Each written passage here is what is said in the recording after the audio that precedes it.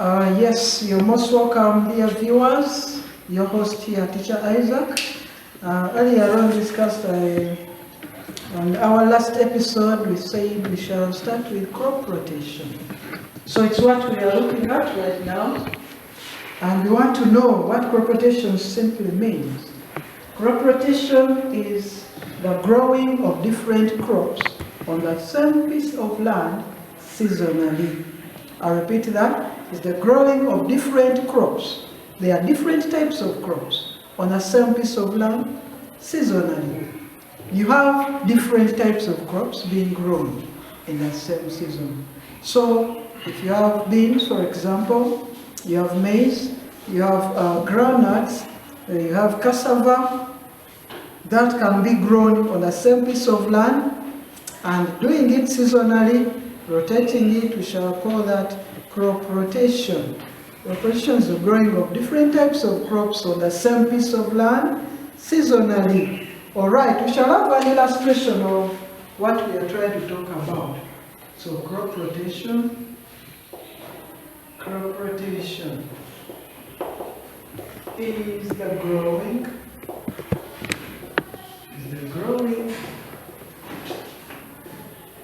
of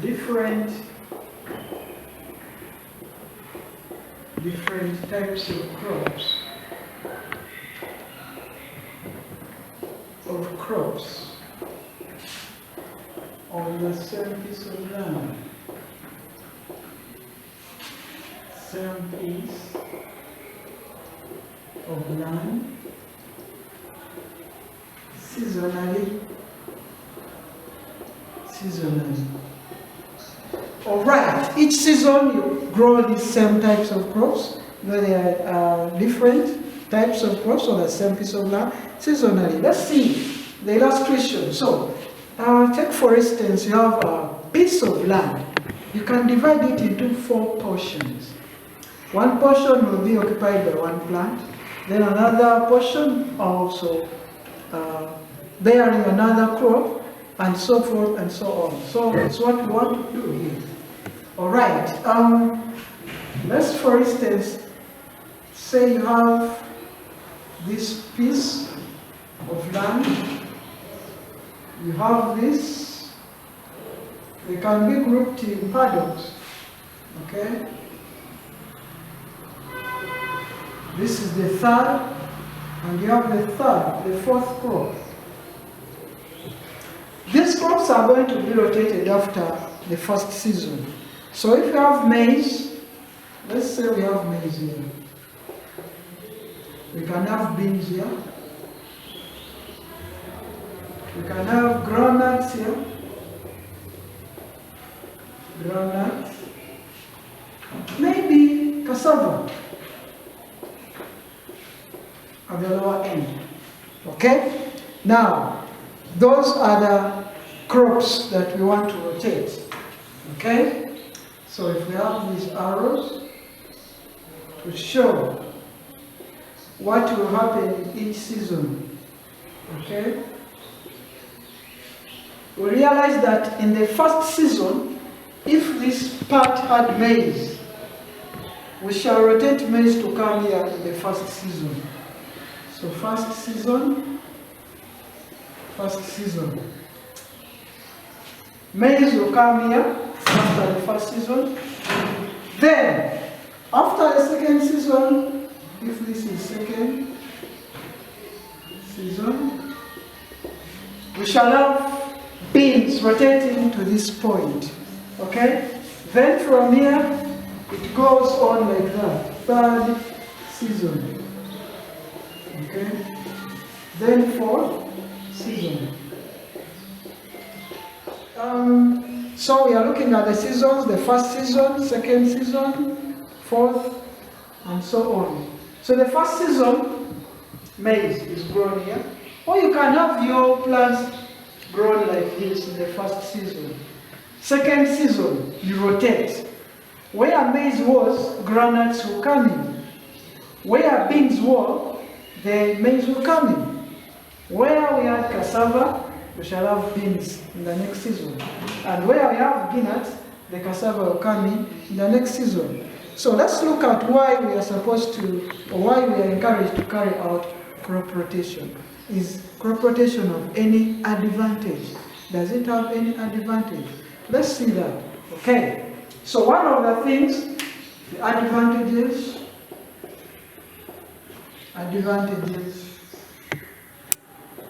of crop rotation. Advantages of crop rotation. All right. When we do this, remember beans help to improve soil fertility. Okay. So if we keep rotating beans and groundnuts, because these two are leguminous plants, remember they have root nodules. They help to add nitrates into the soil, so they help to improve soil fertility. So by doing this, we are improving soil fertility. So crop rotation improves soil fertility. Okay? It also controls pests in the garden. How? By breaking the life cycle of pests. If at all cassava, especially cassava, is eaten by, it is loved by termites. Termites are some examples of insect pests. Now, if you rotate the cassava, take it to another portion, the termites will not find the cassava here again. Cassava has changed and is in another place. That means they will not have food, they will starve. So by so doing, maybe they can go, or they migrate, or they go away. So we have that. Also in crop rotation controls soil erosion. Okay.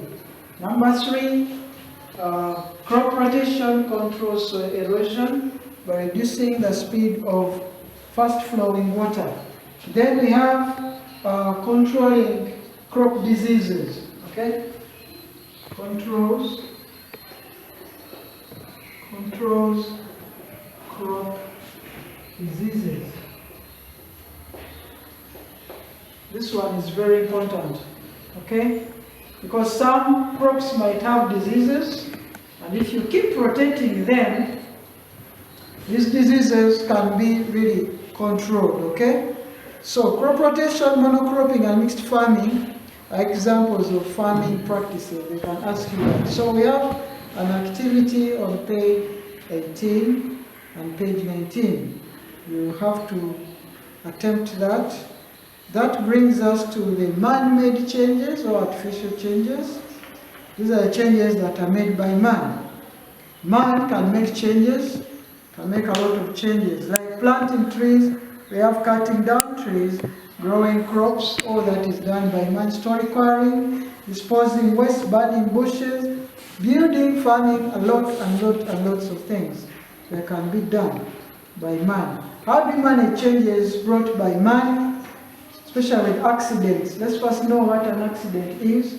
An accident is a sudden happening that harms someone or causes injury to the body. An accident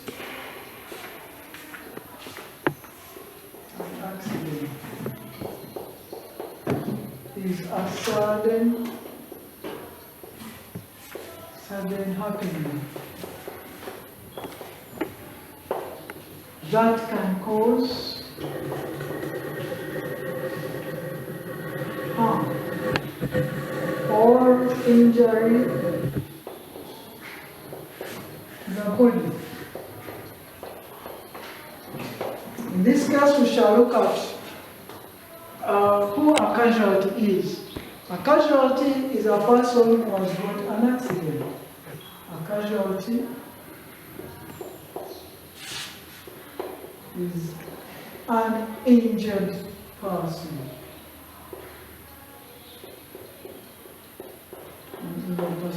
The moment you get injured, you are a casualty.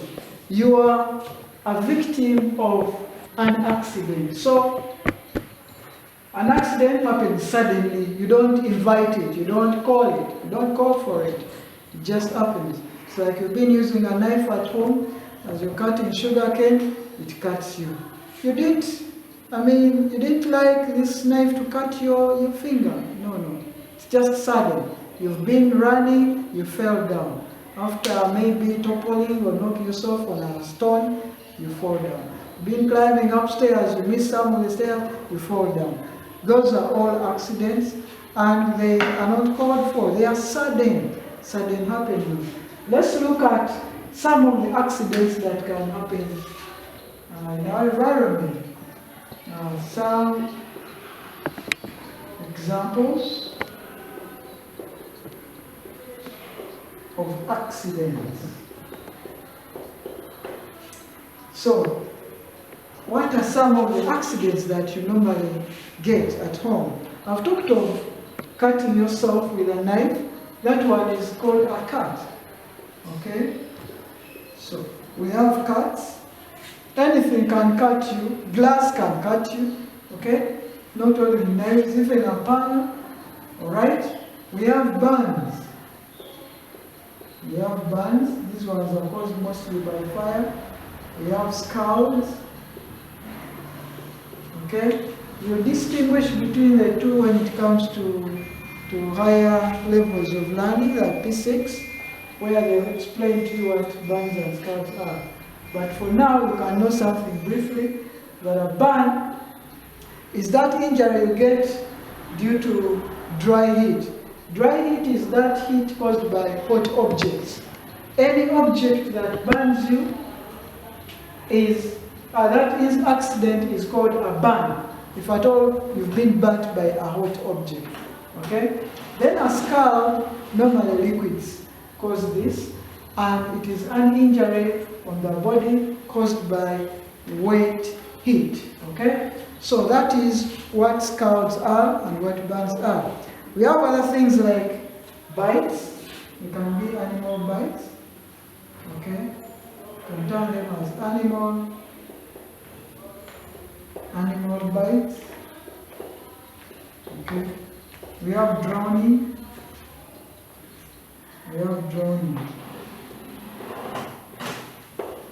Drowning is to die from when someone's lungs is filled with water and unable to breathe. This happens mainly in big water bodies or in swimming pools. It happens at home, even in bathtubs. Sometimes you feel water there, then a child can come crawling, thinking that she or he is going to bathe, and all of a sudden, the child drowns. Okay, so drowning is very common, especially around water sources. People normally drown.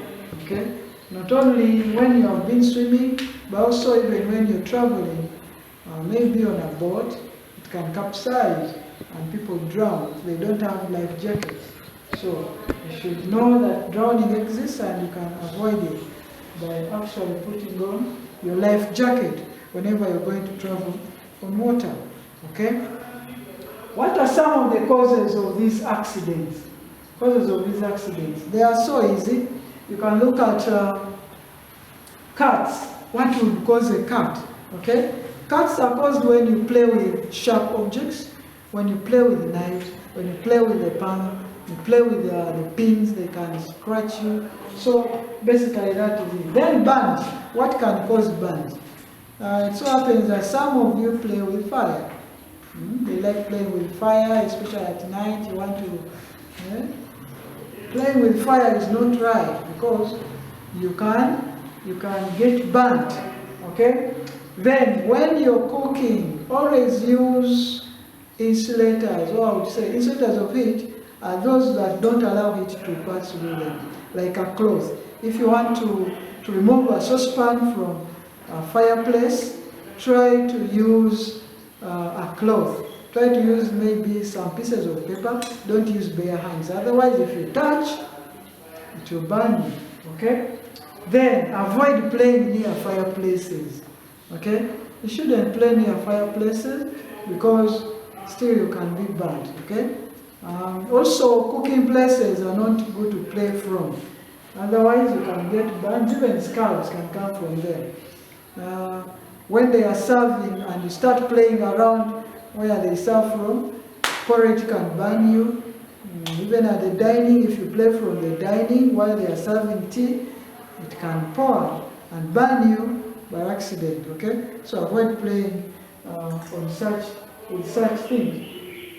Then you have accidents like on the road.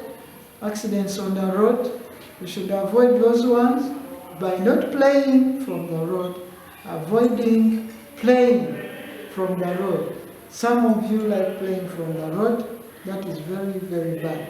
Now, what of other, let's leave alone children. We have accidents caused due to overspeeding. People overspeed.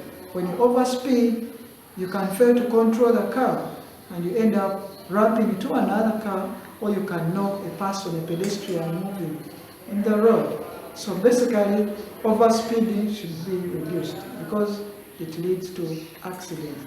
There are those drivers who drive after taking a lot of alcohol. So drunken drivers normally lead to lots of accidents. You know, when you're drunk, you sit in the car, your brain will tell you that you have 10 roads around you. So you ask yourself, which one should I take? Should I take the right? Should I take the left? So by taking the left, you can end up maybe into the trench. That is because you are drunk, okay? So drunken drivers should not drive because it can lead to a lot of accidents. Accidents can happen in such ways, okay? Then, one more thing is observing the traffic signs. There are some drivers who do not even read signs. When I was young, like whenever I could sit in a vehicle, I could read whatever post I see on the road. I have to read them.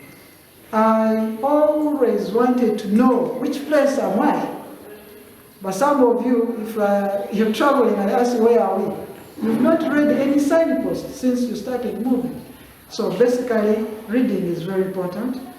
These signposts are there. Then the road signs are very important, especially for drivers, because you can cause a lot of accidents. They warn you, they try to warn you about the black spots, where you have to slow down, where you can now move very fast, because the speed limits are there. Though we have traffic, the traffic officers trying to put in order everything. Sometimes in some roads or some highways, you may not find them. So what do? Always follow this traffic signposts, because they will show that here, don't exceed 100 kilometers per hour. Here, you need 50 kilometers per hour. There is a reason why they put that in. When they warn you about speed, maybe there is a sharp bend after like 2 kilometers from where you are. That's why they tell you to slow down. But the problem with most drivers, they don't read the signposts. They are just looking at the road and thinking of where they are going, when am I reaching? So you want to beat time, but you can end up causing an accident and fail to reach where you want to go. So reading traffic signs is very, very important, and observing them. Where there are traffic lights, you have to stop. Where there is a zebra cross, maybe children are crossing the road. There are those spots where animals cross the road, you see? So they draw a car on a signpost and they tell you, slow down. Someone just comes cruising because he wants to get home very fast because of curfew. You'll be causing accidents in the future. So should avoid that. Now, we have some truck drivers who normally overload their vehicles. Overloading can lead to accidents. This is very, very serious. There are people who load these charcoal sacks. I've ever seen those trucks fully loaded.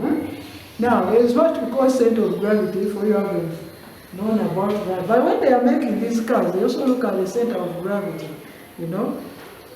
If the center of gravity is very high, this car can easily topple off the road. That's why, if at all it reaches where the road is not leveled, this car can easily topple. Why? Because you have loaded it so much, you know, so it cannot contain the weight you are putting on it. Okay, so basically, overloading can lead to accidents, so avoid overloading. If you see a driver overloading, yeah, you cannot advise, don't mind. You cannot advise, you come up and say, please, you have overloaded this vehicle, it can even topple, it can fall. Okay? What of at home? I didn't talk about the animal bites. These ones normally happen when you play with these animals. I know you have pets at home. You have cats, you have dogs, other sorts of pets.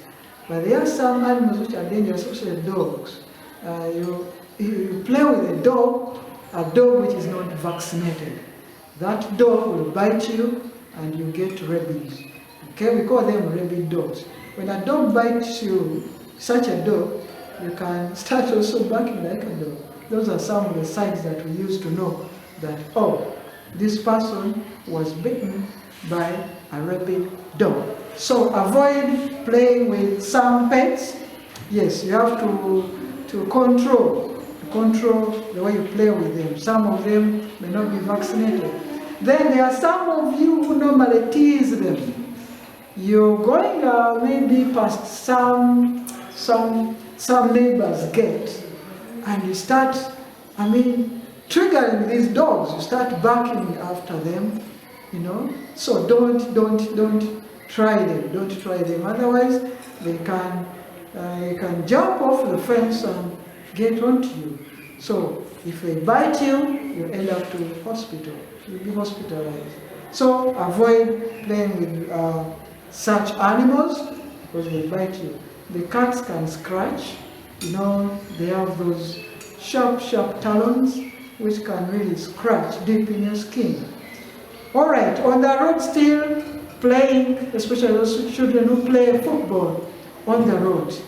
It is really dangerous because your ball can go into the road and one of you might want to pick it, yet there is a speeding vehicle coming from the flip side. You may not see it.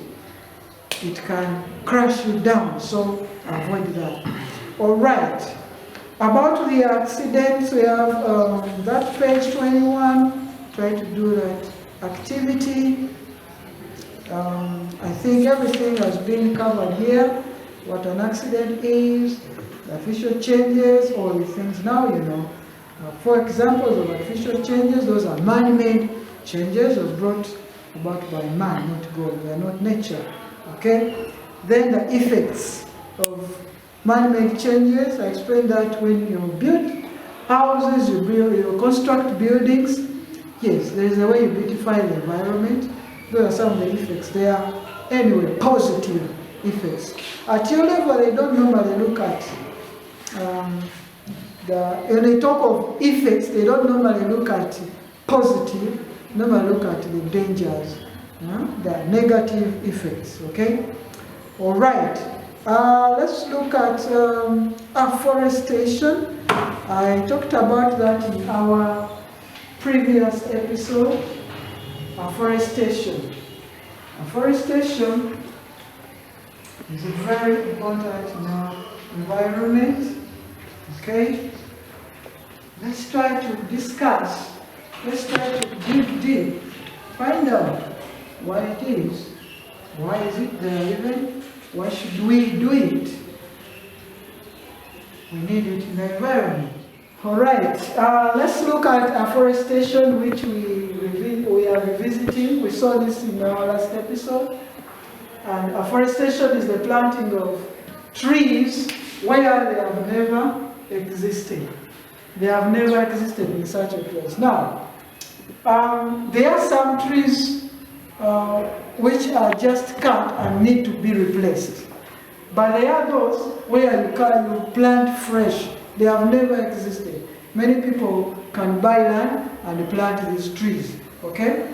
Trees like pines, the podo, those kind of exotic trees, they can only be planted on a fresh land. You just plant them, okay? That's what we mean by afforestation. You plant the trees where they have never existed. Why do these people cut down trees?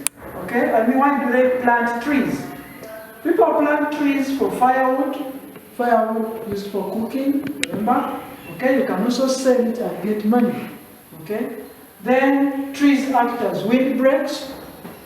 This one helps to control that wind which can blow even your roofs at home. Okay, yes, we are lucky we don't have tornadoes here, but countries where tornadoes are, they can blow the house, the roof is off. These tornadoes can even carry the cars. You parked your car somewhere, it is blown away by wind. Looks like something mysterious, but it happens, okay? So some plant trees for shade. At home you normally need shade. You would love to sit under a shade on a sunny day, okay? So the reason as why you plant trees is to have that shade such that when it is very hot inside in the house, you can always come out and sit under the shade. Okay, we can use those trees for timber. Timber is used for construction, especially when you're roofing a house. You use timber, okay? Some plant them for rainfall formation. Remember, without trees, rainfall formation might be a little hard because they help in formation now after transpiring, we call that transpiration. The process by which plants lose water to the atmosphere in form of water vapor. Okay? Now, that one is transpiration. When this vapor goes into the sky, it condenses to form clouds, which come back as rain. Okay? So, rainfall formation and also reducing global warming, heating of the whole environment. You know? Okay, some plant trees to get charcoal. They get charcoal, they make charcoal from the trees. One person last time asked me, but how do you make charcoal? Another one asked, what does charcoal look like? Okay, charcoal is black, it's kind of carbon black, it can be used for cooking. Now what they do, they get these trees, bury them in soil. Of course, after lighting them up, they try to bury them, okay, to reduce the oxygen supply. So trees are burned under limited supply of oxygen such that they don't burn completely. And after some time, when you come and remove your soil, you have to dig out the charcoal. And you pack in sacks, take to the town and sell. Okay. Now, those are some of the reasons why people plant trees, why they plant trees. Okay, what are the things that we get from the forests? I told you we get fruits from there, we can get the poles, we can get timber from there. Some people can get food, not only fruits, but food, even herbal medicine. Some people also collect flowers from the forests, okay? So we shall go back and look at the types of wood. We have what we call hardwood and softwood. Hardwood, types of wood trees. We have hardwood trees, okay? And then we have also softwood trees. These are some of the trees we have. Hardwood, definitely, as the word suggests, they provide hardwood. Anything made out of these trees will always last long. Okay? They include the muvule tree, those ones, the eucalyptus, okay, mahogany. Those ones are the hardwood trees. They are not easily cracked, you know. Okay. Then we have the softwood. These ones provide softwood, like for making ceiling boards. We look at the pines, the coniferous trees. The conifers look like cones. The ones used to make Christmas trees, okay? Those are the coniferous trees. Now, those ones provide softwood. We have other trees like jackfruit. If you want to make anything from a jackfruit tree, just know it is softwood. If you want to make anything from mango tree, that just know it is softwood. It may not last long, okay? So softwood, we can use them for making soft boards, like ceiling boards, matchsticks, okay? The matchsticks are the ones we use to light fire, okay? Those ones are made from especially pines, okay? Now, we talked about a tree called mutuba. It is one of the softwood trees. Mutuba tree is mutuba is a local name, okay? Mutuba can be used to make bark cloth. The bark, that is the covering, that outer covering on a stem is what we call a bark. Now that bark can be used to make bark cloth. Bark cloth was used by our great-great-grandfathers. Used to put on that as, their clothing. Now, nowadays, it's not so common. We only see it in cultural practices. People who are going for burials, you can always see that. Okay, it's not so common, but it is still treasured because it is what people used to put on before these classic clothes came in. We were using bark clothes. That's what our people were putting on. So look at the evergreen trees. Evergreen trees include the coniferous trees. You can also call them the conifer. Okay? I told you the ones used for making Christmas trees. We have the pines. These ones are grown on large scale. People nowadays are growing these pines to make money for themselves. They can sell them and get money. They can sell them to a company, paper making company, matchbox company, even the women, they buy these for making electric poles, okay? We have the cedar. This one is used for fencing, those fences that are made of cinder. Then we have the podol. It's also another exotic and coniferous tree. All right, let's look at deforestation in that regard. Deforestation is simply the cutting down of trees on a large scale. If you massively cut down trees, you shall say you have carried out deforestation. Deforestation. Sorry about the spelling. Deforestation. Right, that is it. Now, massive cutting down of trees. Cutting down trees on a large scale is what we call deforestation. It is really bad to cut down these trees. Now, we shall look at reasons why these people cut down trees. They are already given here, some of them. Firewood. Someone will cut down trees for firewood. Okay? Someone will cut down trees for timber. They want to construct houses. They want poles. Timber for putting the roof on. They use timber. Okay? Before they put iron sheets, they have to let timber on first. Then they put on the iron sheets. So timber is necessary, especially when we are roofing. And that is one of the reasons why people cut down trees. Look at charcoal. Charcoal comes in. Charcoal is on a high demand, especially in town here, where people don't use fire, for use charcoal. Now, a sack of charcoal goes for around 60,000, in some places 80,000, So people go and cut down trees to make charcoal and make money for themselves, okay?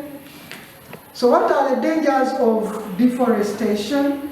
What would happen if you carry out deforestation? When you carry out deforestation, you lead to soil erosion. So some of the dangers, okay, dangers of deforestation. Dangers of deforestation. Okay? This can lead to soil erosion. Remember, these trees, when left to grow, they form a canopy, a structure which protects the surface from maybe direct raindrops.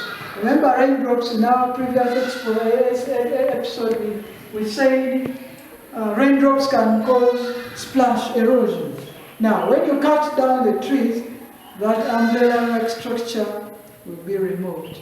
And these raindrops will come directly to the soil, which is loose already, and then soil erosion will occur. I remind you that soil erosion is the removal of topsoil by its edges. Now, this can also lead to drought, okay? Leads to drought. Leads to drought. Those who remember very well, we said drought is that long period of sunny weather without rain. Long period of sunny weather without rain. Looks like a desert. If it comes to your mind, what do you see? And a long period of sunny weather without rain. People don't have food, they don't have water. What will happen to plants? Plants will start wilting, some of them will die. So we shall have no food, we shall have scarcity of food, we shall not have water, even human beings can die. When drought comes in, human beings will die, even animals will die. So, another thing is destruction. This destroys animal habitats. Destroys animal habitats. Yes, some animals live in the forest, some animals live in the bush. By cutting them down, you are inviting them to your home maybe, because you are destroying their homes. A habitat is a natural home of a living thing. That is where they stay. Some of them, they stay in the forest. Now you have cleared it all. How will they survive? They can't. You have removed their home. So you end up seeing tigers coming, encroaching your home, you know. So basically that is it. All right, you try to attempt that activity on page 24. Those who don't have books, please endeavor to come to school and buy yourself a copy because they are available. We have a lot of copies at school. All right, that brings us to weather. I'll briefly break it down as I wind up. In your SOT, you already know that weather is the daily condition of the atmosphere at a given time. The daily condition. They ask you, when you look outside, what is the weather right now? You say it is cloudy, it is windy, it is sunny, it is raining. Because that is the condition you've seen outside. Okay? So, the daily condition of the atmosphere at a given time is what we call weather. So types of weather, yes, from your P1, you know, we have windy weather, we have the sunny weather, we have cloudy weather, we also have rainy weather. Those are the conditions, and also they are the kinds of weather. So what makes weather are the agents of weather, okay? The aspects of weather, the factors of weather, the elements of weather, okay? We have things like sunshine. When will you know that it is sunny? Because you've seen sunshine. It is shining since morning. Then you're like, oh, this is an element that I've seen all day. So this is sunny weather. When it turns to windy, that is the condition you've seen. And the element is wind, okay? That wind is the one which is bringing the windy weather, okay? We have other aspects like atmospheric pressure. We have humidity, the amount of water vapor in the atmosphere. You can see in the morning it can be foggy. Yeah? You don't see even where you're going, especially for drivers. Foggy everywhere. That means the amount of water vapor can even be seen. It is kind of thick, okay? So you can't see the buildings overhead, okay? That is also an aspect of weather. That is humidity. Air pressure, then we have rainfall, cloud weather, and so on. So in your book, we have drawn for you the types of weather. That's the weather chart. They are showing you sunny weather, rainy weather, and cloudy weather as respectively. Okay, lastly, I'll end with the importances of weather. We know what rainfall does to us. Why do we have rainfall? Why do we need rainfall? It provides water. What is water for? We can drink it. We can wash our clothes. We can clean our houses. Okay? We can use it for irrigation of crops. Okay? Then the sunshine. What do we use the sunshine for? Yes, it dries our clothes. okay? It helps to dry harvested crops. When you harvest your maize, you lay it under the sunshine to dry. How does the sunshine make your crops dry? By removing moisture from them, okay? All right. Then the morning sunshine, like today, they're always telling you, get vitamin D to avoid COVID-19, or to strengthen your immunity, you have to get vitamin D. Where does it come from? The sunshine. So please, sunshine is also important for that. All right, what of the clouds? Nimbus clouds, they provide rainfall, okay? They are the clouds that are assuring a sign of rainfall. They also protect us from direct heat from the sun. You know the sun's heat is really terrible. I wonder those people who normally want to go to the sun like they went to the moon.